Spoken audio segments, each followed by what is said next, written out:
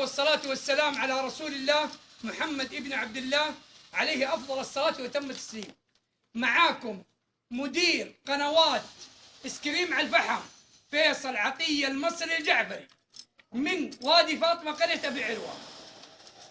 أهني حكومتنا السعودية وأقول يا رب مع هذه الجمعة الفضيلة، يا رب مع هذه الجمعة الفضيلة إن تسعد الحكومة السعودية وتسعد جنودنا البواسل الذين هم على الحدود يا رب العالمين.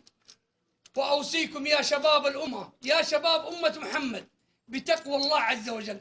أوصيكم بالتلاحم في الخير، أوصيكم كل شيء طيب. أرجوكم يا أخوان، الدنيا هذه ما فيها إنسان في هذه الدنيا حيعيش، كلنا ميتين وأبناء ميتين، ونبينا محمد صلى الله عليه وسلم مات.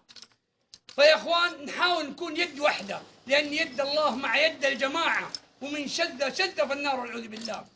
فأوصي نفسي وأوصيكم بتقوى الله والتلاحم والصلاة والدعاء لولي أمرنا الملك سلمان بن عبد العزيز حفظه الله، ولي عهده محمد بن نايف، ولي عهده محمد بن سلمان حفظهم الله ورعاهم. واطيعوا الله والرسول وأولي الأمر منكم، لأن الله حيسألنا في يوم من الأيام من وليك؟ إيش تقول له؟ فأسأل الله عز وجل التلاحم مع حكومتنا ومع شعبنا، يستاهل الشعب السعودي كل خير، والله يرحم أمة محمد عليه الصلاة والسلام، ويسعدنا ويسعدكم، وجزاكم الله خير.